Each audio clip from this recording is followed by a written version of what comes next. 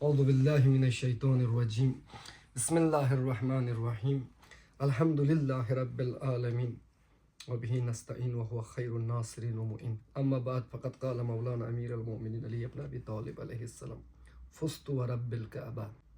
آج کی شب میں جو کہ تعلق ہے امام عالی مقام حضرت امیر المؤمنین علی ابن ابی طالب علیہ السلام سے، اور آج ہی کا وہ صبح ہے کہ جس صبح میں نماز کے حالت میں آپ علیہ السلام کے سر اقدس میں ضربت لگتی ہے، اور حالات کے تقاضے کو دیکھتے ہوئے آج نظام جمہوری اسلامی میں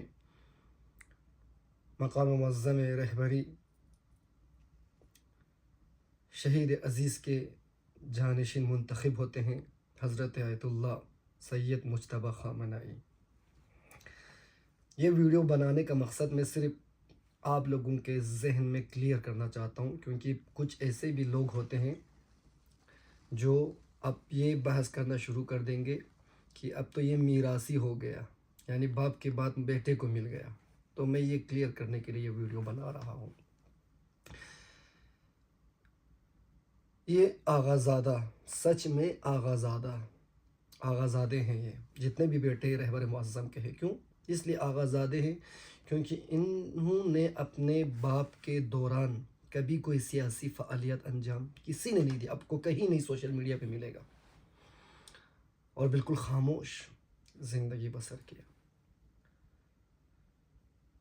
یوں کہو جیسے کربلا میں مولا امام حسین کے ساتھ مدینہ سے لے کے کربلا تک ایک شخص آتا ہے، علمدار ابو الفتح العباس، کچھ نہیں کہتے، خاموش۔ کیوں؟ زمان شناس، امام شناس حضرت ابو الفتح العباس علیہ السلام۔ اسی طرح یہ آغازادے جتنے بھی تھے یہ اپنے زمانے کے ولی شناس، رہبر شناس تھے۔ تو آغا کے شہید ہونے کے بعد ان کا انتخاب ہوتا ہے۔ یہ آغازادہ مشہد مقدس میں پیدا ہوتے ہیں اور بڑے بڑے مہاراجے کے پاس تعلیم حاصل کرتے ہیں، من جملہ آیت اللہ مصباح یزدی، آیت اللہ شہر الدین، آیت اللہ صافی گلپیگانی جیسے بڑے بڑے مہاراجوں کے پاس تعلیم حاصل کرتے ہیں۔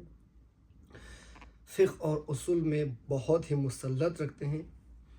کہا جاتا ہے 14 سال کی عمر میں یہ آغازادہ جبہہ مقاومت میں انہوں نے شرکت بھی کی تھی، جس وقت بہت چھوٹے تھے۔ مقام معظم رہبری کے 46 سالہ دورے کو دیکھتے ہیں، اور اس دورے میں پورا انہوں نے اپنے باپ کے ساتھ اس سیاسی لمحے کو جو رہبر معظم شہید عزیز نے طے کیا اپنے آنکھوں سے دیکھتے ہیں۔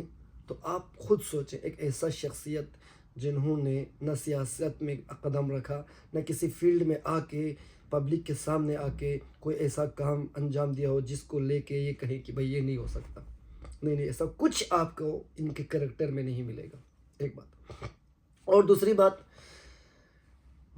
رہبر فقیہ، ولی فقیہ منتخب میراثی نہیں ہوتا، مجلس خبرگان تشکیل دی جاتی ہے، اور اس میں سارے مہاراجے متفق ہونا، سب مہاراجہ جتنے بھی مجتہدین ہیں سب متفق ہو کے آغازادے آیت اللہ سید مجتبیٰ خامنہئی کو انتخاب کرتے ہیں ایز اے ولی فقیہ۔ تو آپ سوچیں، کیا جن مجتہدوں نے ان کو انتخاب کیا انہوں نے ایسے ہی انتخاب کیا؟ تو نعوذ باللہ، اگر آپ ایسا سوچتے ہیں تو آپ سارے، اس کا مطلب سارے مہاراجے کو آپ نہیں مان رہے، جتنے بھی مہاراجے مجلس خبرگان میں تھے۔ ایک، دو، تیسرا،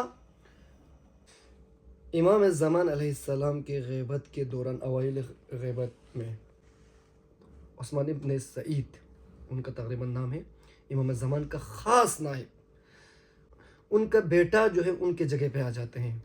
تو آپ اس کو کیا کہیں گے؟ آپ کیا یہ میراثی تھا؟ نہیں بھائی، میراثی نہیں ہوتا ہے یہاں پر، یہ انتخاب شدہ ہے، مجتہدین کی طرف سے منتخب شدہ۔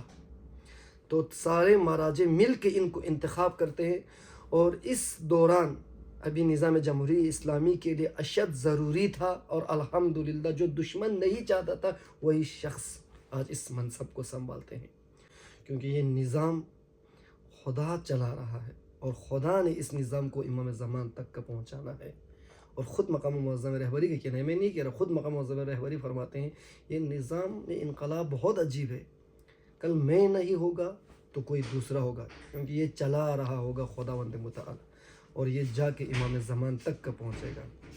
دعا کرتے ہیں، میں اور آپ دعا کرتے ہیں انشاءاللہ آغا زادے کو خدا اپنے حفظ و امان میں محفوظ رکھے، اور انشاءاللہ یہ باعث فخر ہے ہم سب کے لیے، اور آج کی اس شب میں دعا کرتا ہوں کہ یہ سبب بنے اور انہی کے ہاتھوں سے انشاءاللہ پرچم امام زمان کے ہاتھوں تک پہنچے انشاءاللہ۔